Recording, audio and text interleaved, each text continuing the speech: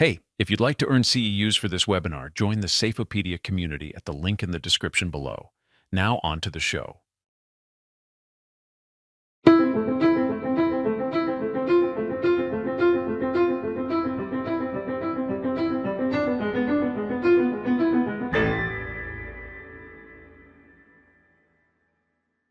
Welcome, everybody. As you get into the room here, it is my absolute pleasure to welcome Simon Goncharenko. Simon, the head of expert services for Veriforce, is a global safety leader with 3 decades of experience guiding organizations across North America, Europe, and Asia. He's known for transforming struggling cultures, driving operational excellence, and achieving human and organizational performance practices worldwide. With that, please welcome Simon Goncharenko. Take it away. Thank you so much, Jamie. I really appreciate it. And I think it's quite an accomplishment for you to pronounce my last name correctly. That long Ukrainian last name does tend to trip people up. So thank you for that. And I am really excited to spend the next few minutes together. Lots of ground to cover. And I trust that you can see my presentation, which is shared with you. And the title of our time together, a presentation that we're going to look over today, is Save Lives, Pushing Boundaries in Human Factors. It's based on the book that I had just published about a year ago and had an opportunity to revamp it just in the last few weeks with some updates and extended content, and really excited about the areas that are covered there. So let's go ahead and jump right on into this presentation. First of all, a little bit about myself. That's my family there. And instead of doing a long introduction, I'm just going to say what qualifies me to speak on the things that we're going to spend a little bit of time together today. Well, maybe my work in 3 continents across 6 different industries in 16 countries in 47 states. And probably just a little bit of life experience as a husband of 27 years, a dad of 4, a consultant, HSC professional, professor, pastor, expert, and a speaker. So that's kind of who I am in a nutshell, and that's the picture of my family in the background. So as we kind of jump into the topic today, I recently posted, just literally in the last couple of weeks, I posted a question and a kind of a quick conversation, I guess, on LinkedIn, just asking people to provide some opinions and providing a little dialogue about the differences between HOP and human factors. For those of you who are not familiar, they're not exactly completely synonymous. Human factors is a concept originated in the UK, Europe, and Commonwealth countries such as Australia and New Zealand sometime around World War II. And there's a cool story associated with that about B-2 bombers. We won't go into detail, but you can look it up on Google. Really interesting story. It is a formal academic discipline. People get degrees in that. And then it focuses on ergonomics, human-machine interfaces, psychology, and usability design. It is, some industries, it is actually a regulatorily required function to be covered, to be trained on. And like in aviation industry, it is an annual retraining, nuclear industry, healthcare, and others around the world. And generally associated with lots of names such as Procter, Van Zandt, Kahneman, and many others. HOP, on the other hand, is human organizational performance originating in the United States in the last 2 decades, less formal academic discipline, more of a practical philosophy and operational framework, and it centers on 5 principles. You guys know what those principles are. Error is normal. Reaction to failure, leadership reaction to failure really matters. Context drives behavior. Learning is more beneficial than blaming, and so on and so forth. So you know the principles associated with that. And it's generally associated with Todd Conklin, Sidney Dekker, James Reason. And I didn't say that it's originated in the United States, and you're thinking, well, you just said that, but you listed a guy from the United States, a guy from Australia, and a guy from UK, and it is true that those individuals kind of provided some of the framework for it. Now, why did I put my book in the middle of that? I'm not just trying to advertise it one more time in case you didn't get it on the last page. The reason I did is because where my work comes into the sphere between the two, it really is kind of a bridge between the two. Because the question I posed on LinkedIn a couple of weeks ago when I posted this dialogue was, which of these areas is necessary for organizations to truly drive their safety forward, to truly make a holistic approach to safety? And I think my conclusion is that both provide, I think, valuable tools to kind of drive those behaviors and to drive the holistic, proactive safety forward. And so, for me, and the perspective I think that I take in this book, I'm not a purist from the perspective of either human factors or HOP. I think I try to get the best of tools from either of those, and even some from behavior-based safety, things that work, things that are practical, and really try to kind of throw everything that we possibly can in there for the sake of saving lives. That's what I'm about. I'm more about saving lives and bringing workers home safe than I am about being a purist or following a specific line of reasoning. So that's kind of a quick introduction and a backstory to what we're gonna look at today. And specifically today, what I wanted to zero in on is this aspect that we talk about very much in passing, and that's emotional intelligence, the heart of safety, how emotional intelligence can save lives. First of all, let's, what are emotions? If you look up Oxford English Dictionary, you'll find out that emotions are strong feelings, passion, more generally instinctive feeling as distinguished from reason or knowledge. And why do we need to talk about emotions in the first place? Well, because first of all, we all know that emotions make our lives more colorful and help us make decisions. On the whole role of emotions in decision making is something I'm gonna dive in a little bit more in just a minute. But that's one area. Definitely make our lives a lot more colorful. And I should say, and at the same time, emotions can also be responsible. You and I can relate to this: rash judgments, unwise decisions, and violent outbursts. So how do we manage that, and how do we move forward in understanding it better? Again, this is an area that really I haven't seen a whole lot of work in, whole lot of presentations on. And whenever we talk about EQ or emotional quotient, emotional intelligence, we just kind of usually mention it in passing one slide and we move on. So I wanted to do a little bit deeper dive into this area because I think it really has a bearing on our safety. And of course, why? Well, this is why, right? We are all in agreement across industries that while we've done a pretty good job of bringing our overall recordables down over the last 20, 40 years, right? All the way down by, I don't know, 60 plus, 68% or something like that as far as the total TRIR. But the number's not the same with serious injuries and fatalities. In fact, according to the NSC injury facts, in the last 20 years, the SIF number hasn't not only gone down, it has actually gone up. And that's why I think emotions, because they're such a critical part of who we are, play a role. And I think we definitely need to have a more holistic, a more comprehensive approach to reducing SIFs. And just a reminder of what a SIF is, you can kind of see a very simple picture of a SIF risk right there, where you have a controlled risk on the left side with a barrier, uncontrolled risk on the second picture from the left. And by the way, it would do us really good as organizations to start tracking these risks and to start tracking these near misses, because that can help us trend our SIF data. Again, that's a different conversation for a different time, but I just thought I'd mention it in passing. And then we have a PSIF. What's a PSIF? Potential SIF. Again, controlled or uncontrolled in the middle two pictures, and then a SIF or actual SIF on the very right side when you actually have an event that takes place.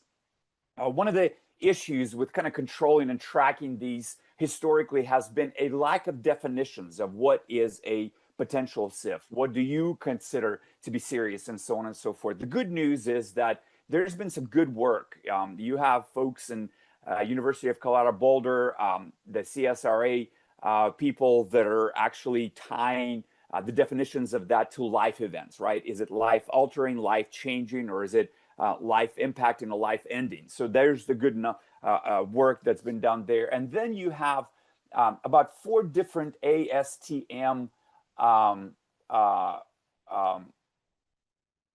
standards that are coming out as we speak. There's an ASTM, I apologize, 2025 update that's coming out. There's an ASTM standard on the SIF incidents. The 2025 is on injuries. The other one is on incidents and fires. There's an ASTM standard on SIF risk reduction, and then there's an upcoming ASTM standard on leadership engagement for reduction of SIF. So good work that is being done in that area to kind of provide some common ground for us to agree on the definitions so we can move forward on reducing SIFs. So that kind of forms the background for why this conversation that we're having today is really, really important. And let's be honest, people are emotional. Dale Carnegie, in his one of the best-selling titles of all time, How to Win Friends and Influence People, says that when dealing with people, remember, you're not dealing with creatures of logic, but creatures of emotion. And I think he is so right. In fact, a lot of times we make our decisions on the basis of emotion, and we back up logic to kind of help us justify the decisions that we've just made. And that's exactly what this slide is saying. Basically, the decisions, a lot of our decisions are in fact made by emotions. And by the way, before we go anywhere kind of thinking that maybe this is not a good thing, emotions, it's okay to have emotions. I mean, fact of the matter is we all do. That's just part of who we are. It's part of being human.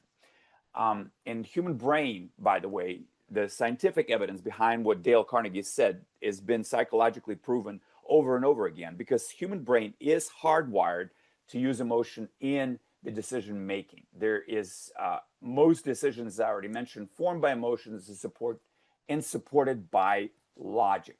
Your limbic system is the nerve pathway extending down into the body and influencing many of our biological functions. In fact, what happens there is that your nerve pathway allow going all the way down, allowing the influence of functions such as digestion, heart rate, breathing, hormone production. That's why emotions or your limbic system arousal can cause powerful physical sensations, such as butterflies in the stomach. And this is why we say we feel it in our gut when we make judgments based on emotions. There have been a number of studies and examples done. Some, for example, there's been a study that's, apologize, I'm not there yet. There's been a study that's been done on, people played the ultimatum game, where one player gets a $10 bill and he gets to split it with a second player.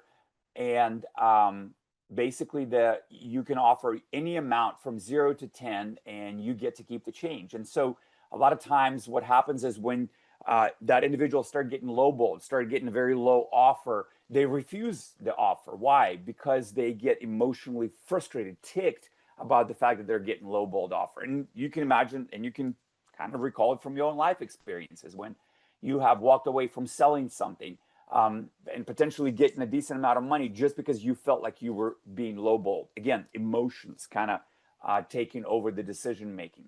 There was an interesting case in Houston where Claire Harris, a Houston dentist, encountered her husband and his receptionist turned mistress in a hotel parking lot in 2002, and Claire ran him down with her Mercedes.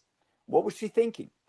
According to the AP Press report, at the time of her murder conviction in 2003, she testified saying, "I didn't know who was driving. Everything seemed like a dream."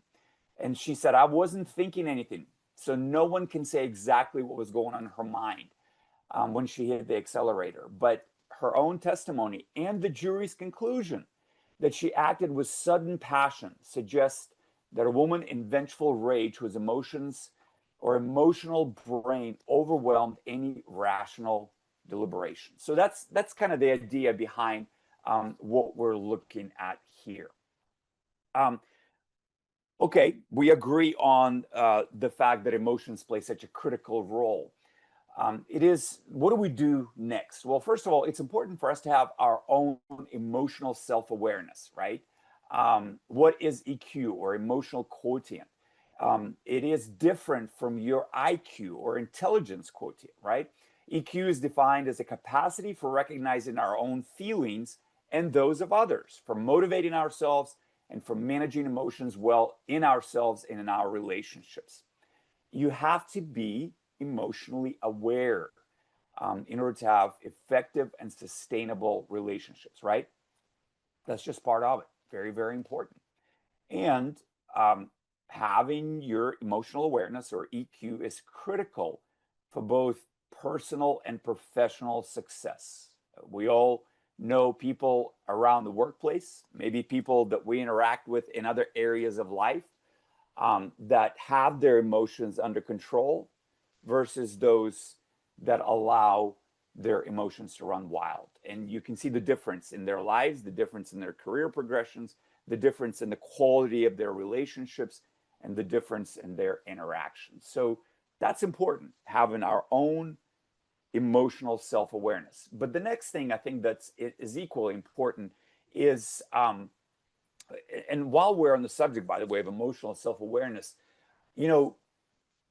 before we can move to changing or influencing others, we need to change or influence ourselves. And obviously the question there, is it hard or easy to do? Is it hard to change myself? Is it hard to influence myself? Well, the answer to that, unfortunately, the research shows is that it's so hard that we spend most of our time trying to change everyone else, right? What is emotional intelligence or EQ, emotional quotient? It's more than just being nice, right? It's more than opening doors for others or remembering someone's birthday, right? It is actually understanding who we are and how we act, how we react. Controlling our actions and words requires a good dose of self-awareness, the ability to recognize an emotion as it happens. And obviously developing this self-awareness requires facing your true feelings. And if you take time to think through your emotions, you can usually manage them and understand their effect on others. So what are some of the examples of that? Well, here's some of the examples. If you wake up to a bunch of annoying emails, don't respond immediately. Wait until you have time to calm down. If someone makes an irritating comment during the meeting, control your reaction and keep calm. Anger, anxiety, and depressive feelings are normal, but you need to monitor how you express them. And again, being aware of that. And the last but not least thing, or the last thing on this emotional self-awareness, but not least, obviously, is just being aware of your triggers. That's part of emotional self-awareness. What gets you going? What a lot of times triggers you to respond? Being aware of those things can help you control them. And obviously, the three-legged stool of human to human connection, self-control, as we talked about, is one very important leg of that. Interpersonal skills and communication are the two other legs that are kind of outside this presentation here. How do you raise your EQ, or how do you, if you realize that maybe you're not there, how do you go from Darth Vader to Dalai Lama, right? Who supposedly has a good control of his emotions. So most people, believe it or not, interestingly enough, rate their emotional quotient as pretty high, yet only a fraction of them is rated as emotionally intelligent by others. So it's important for us to turn this emotional self-deception into self-awareness. How do you do that? Well, first and foremost, I think what it takes is feedback. How do you know where you are? And there are lots of feedback tools on the market today. I'm not going to go into all the details. Here on the screen, you have just a few of the varieties, a few of the test tools that are available to provide just a decent amount of feedback and decent evaluation, self-evaluation for where your current EQ is.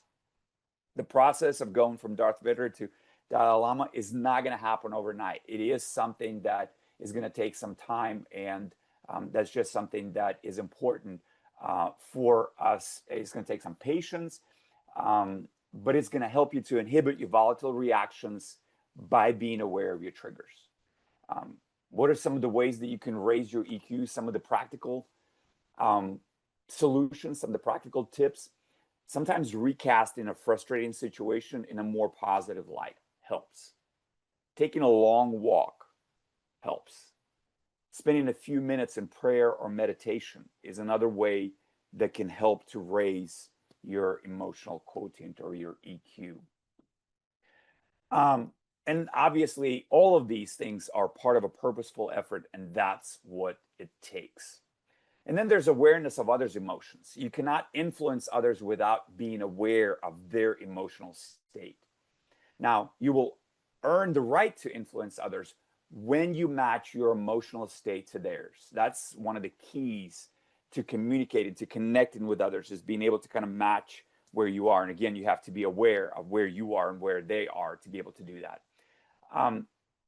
Awareness of others' emotions also includes sensing what their needs are. You have to step outside of yourself and be able to do that. What they might be feeling based on certain situations. And being open-minded. All of this takes open-mindedness, as well as becoming proficient in resolving disagreements and collaborating, obviously, as well as cooperating. So these are the important elements that can help you to be aware of the emotions of others.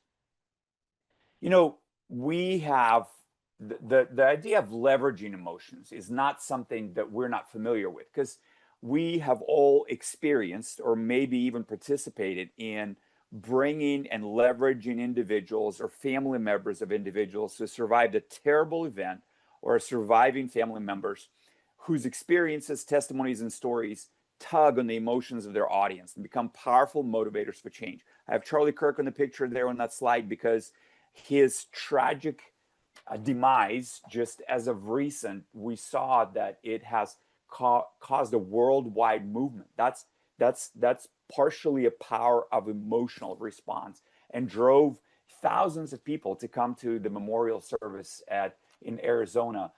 People had to pay their own money to get there, and so it's just a really interesting piece. And these speakers are effective, by the way, because they understand that to move their audiences to action, they must first make an emotional connection with them.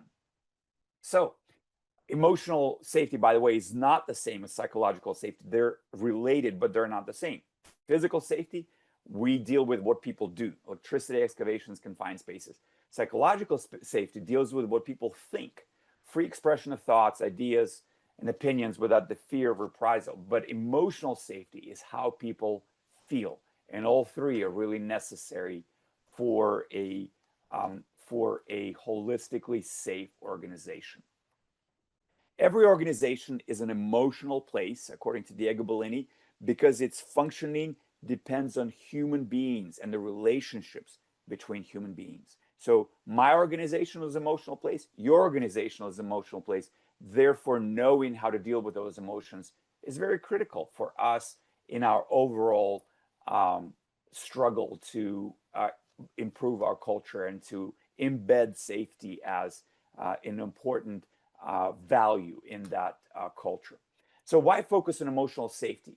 Again, we've already talked, because it can be either a significant contributor to or detractor from a healthy culture. Emotional safety enables workers to take risks when they know that they're emotionally safe, to share innovative ideas, to collaborate effectively with their colleagues, to communicate better, to be more engaged in their workplace, to manage stress better, decreasing burnout, and leading to improved overall well-being. There are four core emotions out there: joy, sadness, anger, and fear. And all of them have a tremendous impact on culture, on safety climate, on productivity, attrition, employee engagement, overall well-being. I mean, that list goes on. We can go on and on and on about the employee morale, your overall culture, and so on and so forth. And so I just wanted to spend the next few minutes just giving you a little tidbit, a little touch point from which you can keep going forward in each of these. So let's start with anger. We live in an angry world. There's just a lot of anger around us. And before we go on, is there such a thing as good anger? I think as long as it is controlled, when your anger moves you to action to react to something that's not right, to react to a violation, to react to something that is unfair, to react to something that is unjust. And again, as long as it is controlled, if that anger, as someone calls it, empathetic anger or righteous anger, moves you to action as opposed to just allowing things to go on that way, there is such thing as a righteous anger. But again, it has to be controlled. But then most of the anger is uncontrolled, and it has such terrible impacts on yourself. It will, first of all, it will not go away if unaddressed. In other words, you can't just kind of allow it to fester and hoping that it'll go away with time. It doesn't. It only escalates. It can lead to depression, anxiety, and self-harm. Again, if it is uncontrolled.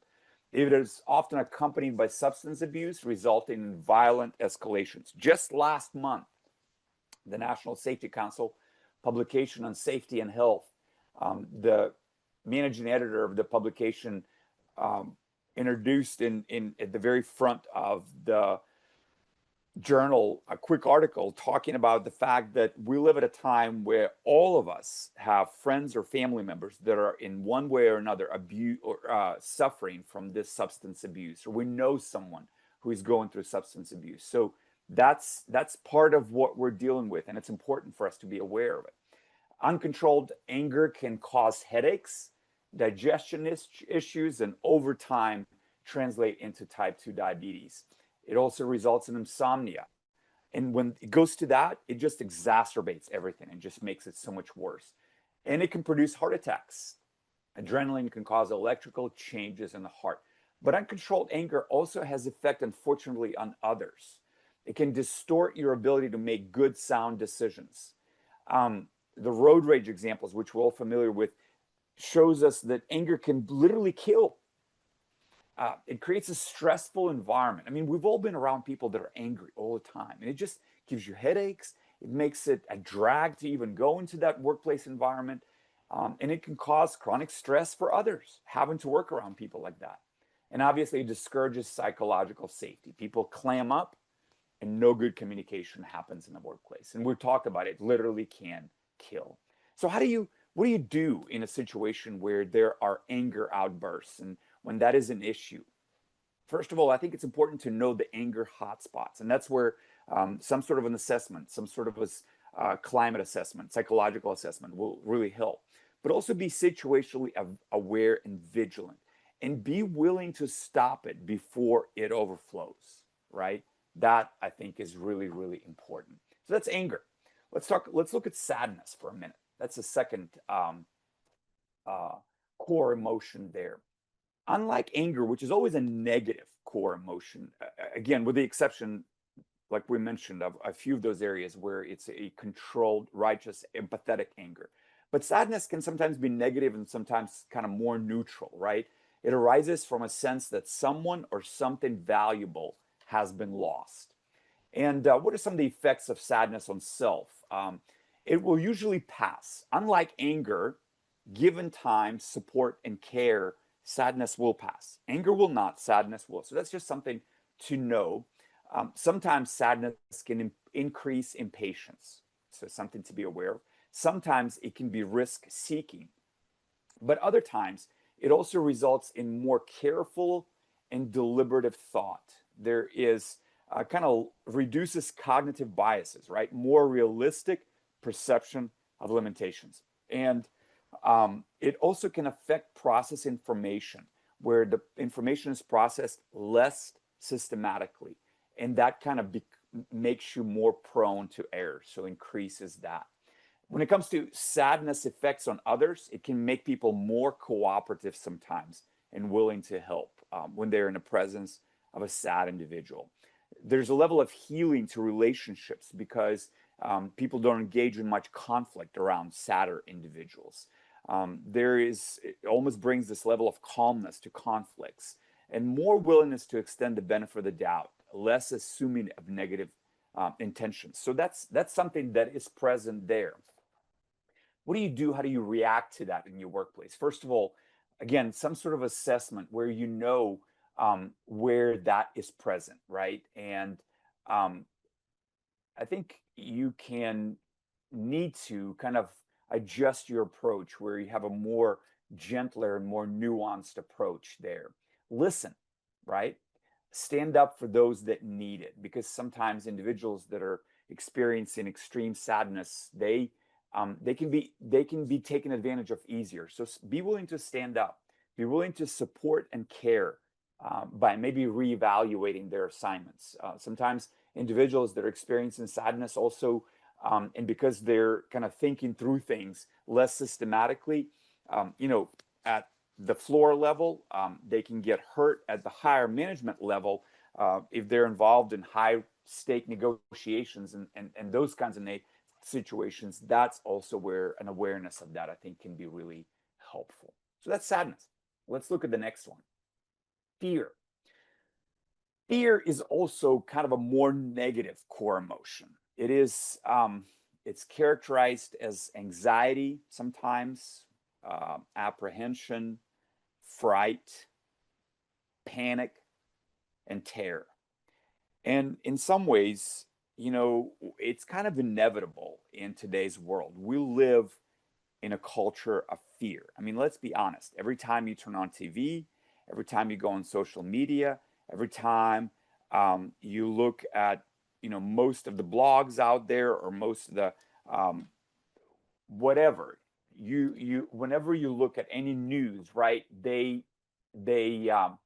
increase their ratings by selling fear. And so that's kind of the society in which we live in, and it's important to be aware of that. What are some of the effects of fear on self? We all know of the fight, flight, or freeze effect of fear, where either raises the adrenaline and it makes us, more aggressive, or kind of freezes us, or just makes us completely want to remove ourselves from situation, and the decision making is impacted in those scenarios. Sometimes it incapacitates. Sometimes it makes us unable to respond in emergencies. Sometimes fear can prevent people from taking greater risk and therefore kind of arrests any kind of innovation, right, in a workplace.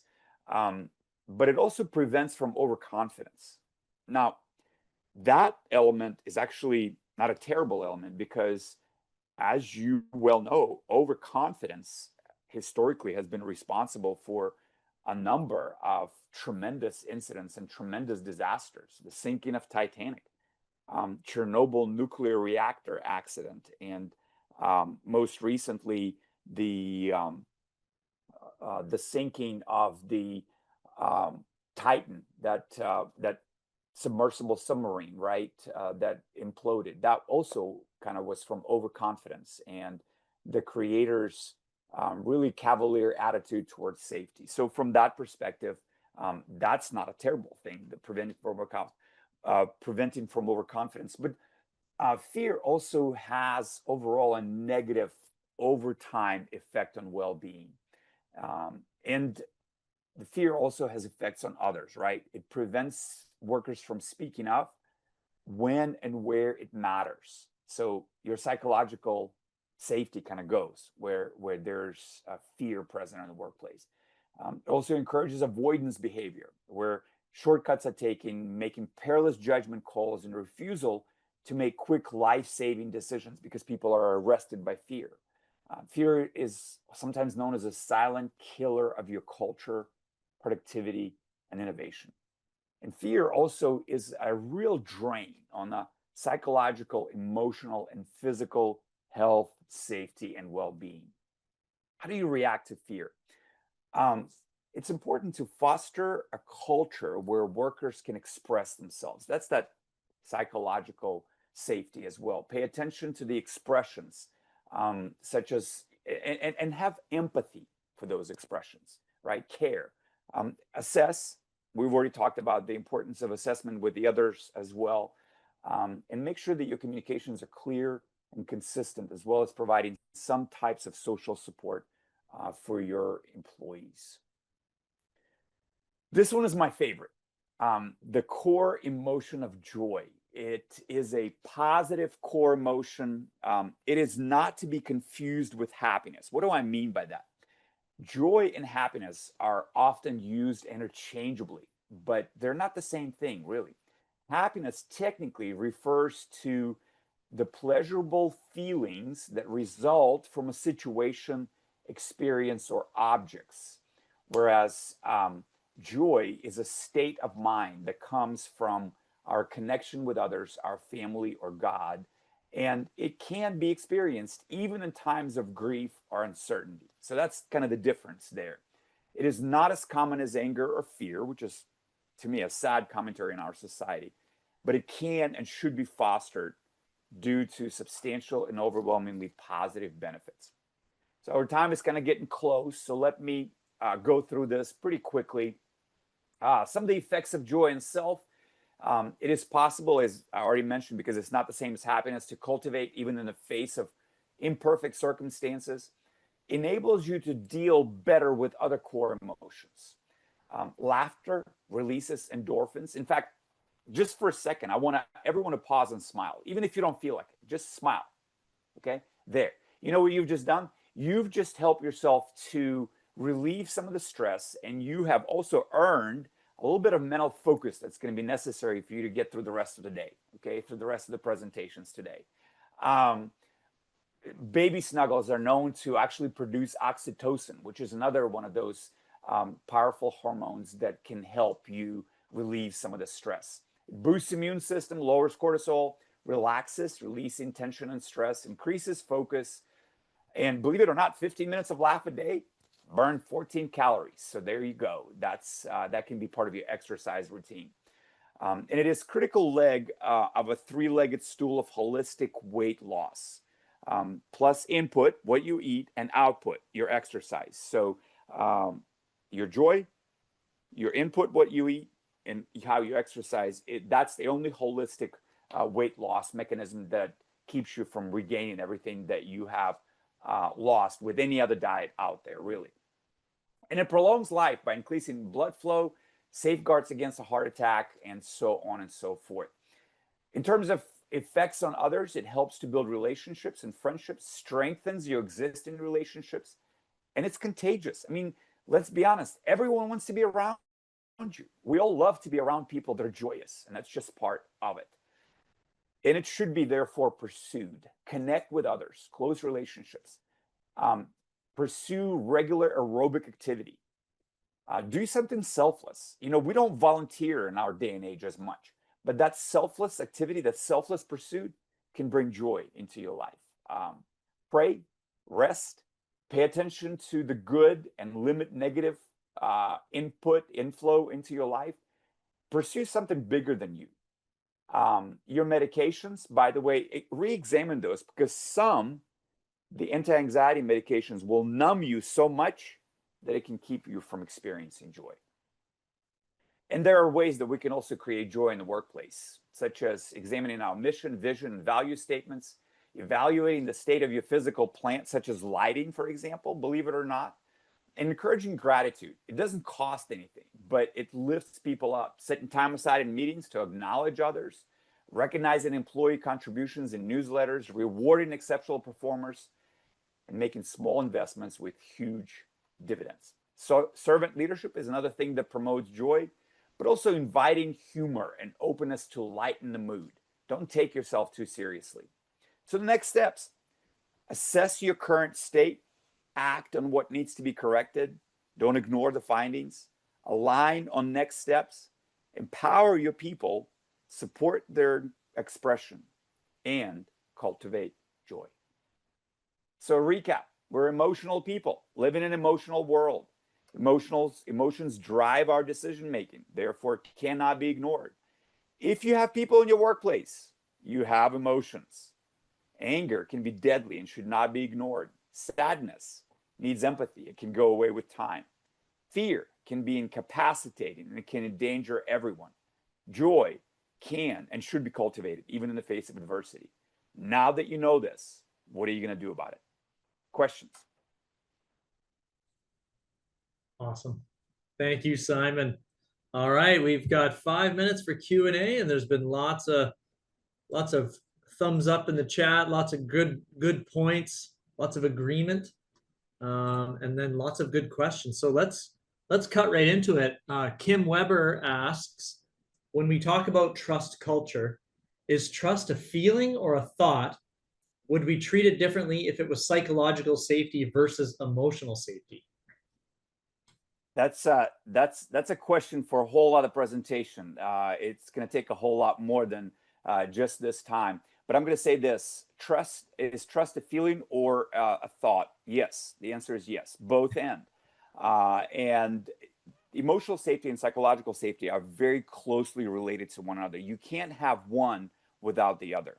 And I think we have a lot of times thrown everything into psychological safety because that's a new subject that we're really all excited about it, but we're not recognizing there's another element to it, and that's emotional safety. And so that's where psychological safety, as I mentioned earlier, is how we think. Emotional safety is how we feel. And a lot of those areas are very interconnected. And so I think both need to be pursued, really. Awesome. All right, Christy asks, how do we train our supervisors to handle the emotions with our teammates? How do they have those conversations to help the teammate calm down and get to a better state while at work? So as a married man of 27 years, I have learned a valuable lesson with my wife. Telling her to calm down is never going to achieve the result that I'm trying to accomplish. And so you add to your question the level of complication, especially if a supervisor that you're talking about is a male. It's just going to take time. It's going to take time and education of helping these individuals to understand that saying calm down is not the same as helping someone to calm down. And so the answer to that is bring me to your organization. I will talk to your supervisors, and then we just need to continue repeating. And that was a joke, by the way. But fact of the matter is we just need to educate, educate, and educate. And then That's why I chuckled a little bit with the word calm down, because it does remind me of, exactly. She just doesn't calm down when I tell her to calm down, Simon. I don't understand. No, not at all. In fact, it makes it worse all the time. Yeah. I'm still learning. I'm still in training, actually. We all Okay. are. Nick has a question. What are core ways to curb emotional responses into constructive solutions? It's interesting because we can't exactly curb emotional responses. We can educate our people because people have to curb their own emotional responses, right?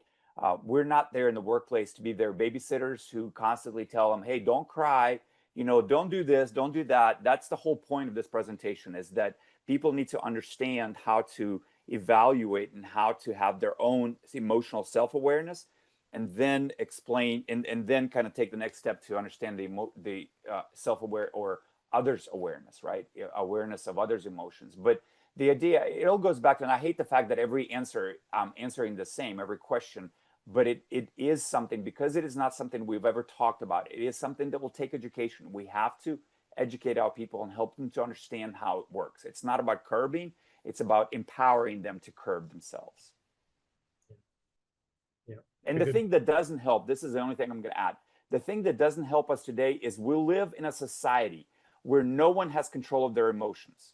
Everybody spills everything out on social media, on TV, on the news, and that doesn't help our cause.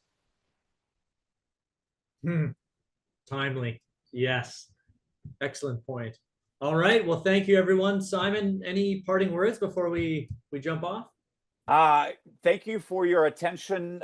Would love to connect with you. There's my LinkedIn QR code there. So check it out, connect, and thanks so much for our time together. Feel free to reach out with any other questions via LinkedIn, and we can continue the conversation. Awesome. Yep. Thank you, Simon. Thank you for being a speaker at Safety Connect. Really appreciate it. Great presentation. I will be watching this one again. And thanks to the audience. Great questions. Thank you for attending, and we'll see you on the next session.